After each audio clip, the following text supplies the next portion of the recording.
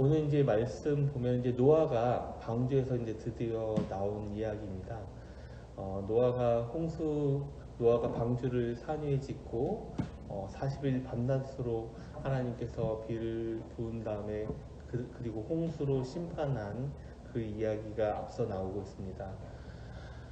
최근 우리도 이제 뭐 비슷한 이와 같지는 않겠지만 거의 비슷한 이런 폭우를 경험을 하기도 합니다. 그래서 뭐 강남 일대가 물바다가 됐고 엊그젠가는 중부 일대도 굉장한 폭우로 어려움을 겪고 있는데요. 저 역시도 이제 엊그제였죠. 중부 지역 이렇게 가고 있는데, 그러니까 차를 운전하고 가고 있는데 굉장한 큰 폭우가 내리더라고요. 정말 운전하는데 앞이 보이지 않을 정도로 그러나 굉장히 하늘이 정말 뻥 뚫린 것이 아닐까 할 정도로 굉장한 폭우를 내리고 있습니다. 아마 이 노아 시대의 그 홍수도 그 40일 밤낮으로 비 내렸던 것도 비슷한 그런 경험이 아니었을까 생각이 듭니다. 여하튼 굉장히 길고 긴 그 비가 그치고 홍수로 인해서 물이 가득 잠긴 그 땅이 이제 점차 비가 그친 후에 점점 말라가고 있습니다. 점점 이제 못을 드러내고 있는데 오늘 본문에서는 노아가 이 홍수로 물이 잠긴 이 땅이 점점 말라갔다라는 것을 이미 알고 있었습니다. 이미 이전에도. 왜냐하면 두 차례 까마귀를 통해서 한번 날려보고 또 비둘기를 통해서 한번 날려보면서 이제 묻이 점점 드러나는구나 라는 것을 이것을 이제 노아가 알고 있는 것을 앞선 구절을 통해서 확인을 할 수가 있습니다. 그리고 실제로 오늘 본문에 노아가 방주 뚜껑을 열어봅니다. 그리고 이제 밖을 이렇게 보겠죠. 땅이 얼마나 말랐는지. 그래서 눈으로도 노아가 그냥 단지 이런 까마귀나 혹은 비둘기를 날려보냄으로써 확인하는 것이 아니라 밖을 한번 열어보고 정말 묻이 말랐는지 안 말랐는지를 확인을 하게 되죠. 그래서 지면에 물이 거쳤다는 것을 확실하게 알게 됩니다. 근데 그럼에도 불구하고 곧바로 이제 땅이 말랐구나, 뚜껑을 열고 이제 확인해 보니까 땅이 말랐구나라고 확인하고 곧바로 노아가 방주 바깥을 나간 것이 아니라 오늘 본문 첫 번째 보면은 13절에 노아가 방주 뚜껑을 제치고 본즉 지면에 물이 거쳤더니 라고 표현이 되는데 그때가 601년 첫째 달 그달 초하루 날이에요. 그런데 이제 정작 노아가 땅 밖으로 육지로 나간 것은 이 14절 보니까 둘째 달까지 기다려요. 둘째 달 21일 날까지 땅이 말랐더라 하고 난 다음에 하나님께서 말씀하시죠. 너는 16절에 보니까 너는 내 아내와 내 아들들과 내 며느리들과 함께 방주에서 나오고 그리고 또 동물들과 같이 나오라 라고 이야기를 한 후에 그때서야 노아는 밖을 나오게 됩니다. 한 달 넘게 밖을 나가지 않는 거예요. 땅이 거의 말라가는 것을 보고도. 우리가 노아는 이 앞서 홍수로 인해 가지고 40일 동안 밤낮으로 비가 내리고 홍수로 인해 가지고 이 방주 안에 있었던 기간만 해도 어림잡아서 한 1년 정도 가까이 됩니다. 그러니까 1년 동안 뱃속에 있었던 거예요. 그 방주 안에. 그러니 얼마나 갑갑할까요? 당장이라도 땅이 보이면 밖을 나가고 싶어 할 것 같지 않습니까? 여기서 아마 이 시대로 내가 노아가 된다면 비가 그치고 여기 보니까 땅이 묻이 드러난다라고 보였을 때는 적어도 눈으로까지 확인했었을 때에는 밖을 곧바로 나오지 않을까라고 생각하지만은 노아는 그렇게 행동을 하지 않았다는 것이죠. 하나님께서 말씀하시기까지 노아는 눈으로 보았어도 기다렸다는 사실입니다.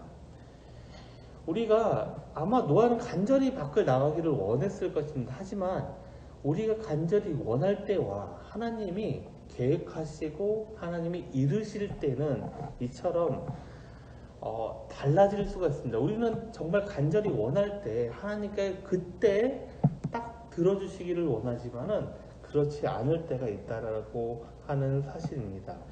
그래서 우리는 우리의 때를 하나님께, 하나님 이때 꼭 이때 이만큼 나에게 은혜를 주셔야 됩니다 라고 원할 때가 있지만 그렇지 않고 하나님의 적당한 때를 우리는 기다릴 필요가 있습니다.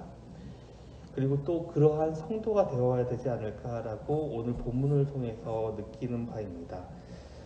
드디어 이제 방주에서 노아가 나옵니다. 이제 드디어 나와서 하나님께 제사를 드리죠. 제사 드리는 장면이 우리가 이제 20절 통해서 말씀을 보면은 알 수가 있습니다. 하나님께 제사를 드리고 난 다음에 제사를 받으신 하나님께서 왜 홍수가 일어났는지를 설명을 해주세요. 왜 홍수가 이렇게 일어날 수밖에 없었는지를 21절 보니까 그 설명이 나타나 있습니다. 하나님께 노아가 이제 방주에서 나오고 곧바로 제사를 드리고 난 다음에 이제 이렇게 설명하시는 거죠. 21절 우리 앞부분 제가 그만할 때까지 한번 읽어보겠습니다. 같이 한번 읽어봅니다. 시작. 여호와께서 그 향기를 받으시고 그 중심에 이르시되 내가 다시는 사람으로 말미암아 땅을 거주하지 아니하리니 이는 사람의 마음이 계획하는 바가 어려서부터 악함이라. 여기까지 읽습니다. 예. 왜 하나님께서 홍수가 일어나는지에 대해서 요 방금 우리가 읽었던 말씀 중에 이는 사람이 마음이 계획하는 바가 어려서부터 악함이라 요 구절 때문에 홍수가 일어났다고 하나님께서 말씀하고 계세요.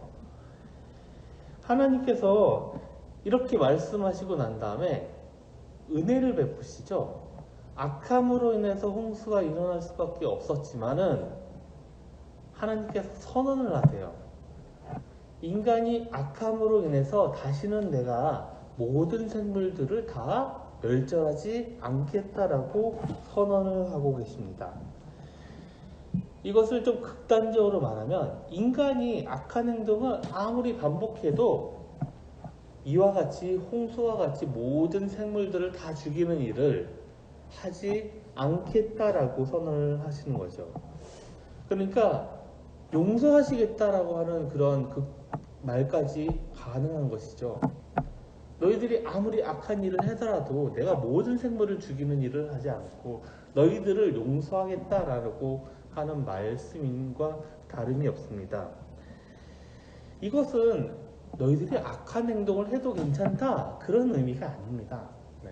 악한 일을 해도 괜찮다라고 하는 그런 의미가 아니라 달리 말하면 하나님께서 용서하니 인간들이 그러니 너희들이 출생부터 악한 그 행동을 내가 용서해 줄 테니까 그러니 너희들은 회개하라 이런 말씀과 동일한 말입니다.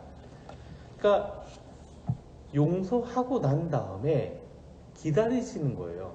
우리의 죄를 하나님께서는 와서 자복하고 회개하기를 바라시는 그 모습인 것입니다. 무시무시하죠. 우리가 다 한번 얼핏 아마 경험을 했었을 것입니다. 요 최근에 폭우로 인해서 비가 내리는 거 보면 정말 무섭다라고 하고 느꼈을 것입니다.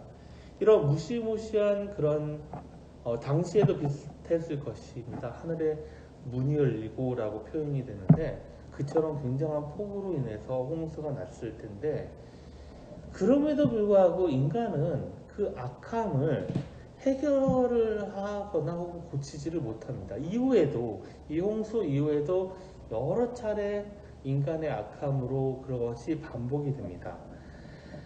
하지만 그러니까 홍수 이전과 홍수 이후가 달라진 것이 없다라고 하는 것이죠. 그럼에도 여전히 하나님께서는 우리가 심판받아야지 마땅한 우리를 긍휼과 자비를 베푸심으로써 용서하고 난 다음에 기다리고 계신다라고 하는 사실입니다. 그리고 그래서 이제 다시는 땅을 저주하지 않겠다라고 선언을 하시죠. 이런 것은 바로 하나님의 그런 신실하신 하나님의 긍휼과 자비를 드러내는 그러한 일이고, 우리는 이런 하나님 앞에, 용서하시는 하나님 앞에 우리의 죄를 회개함으로써, 모든 죄를 자복함으로써 우리가 이렇게 이 자리에 나와야 되지 않을까라고 생각합니다. 모든 긍휼과 자비는 하나님께 있음을 우리가 알고, 그런 하나님을 찬양과 존귀와 영광을 돌려드리는 여러 성도님들 되시기를 간절히 바랍니다. 기도하시겠습니다. 은혜가 충만하신 하나님, 오늘 말씀 통하여서 이미 우리를 용서하시기로 계획하신 하나님을 우리가 만나게 됩니다. 우리가 비록 연약하고 악하나 그럼에도 불구하고 하나님께서는 우리를 구원하시기 위해 예수님을 보내주셨습니다. 예수님을 통하여서 우리가 담대히 이 자리에 나올 수 있게 되었사오니 그런 은혜와 긍휼에 감사드립니다. 더불어 우리가 태초부터 지었던 그런 모든 죄를 알고 하나님 앞에 자복합니다. 용서하시는 하나님으로 인하여서 우리는 하나님의 자비하심을 경험하게 됩니다. 그런 하나님께 모든 영광과 존귀를 올려드립니다.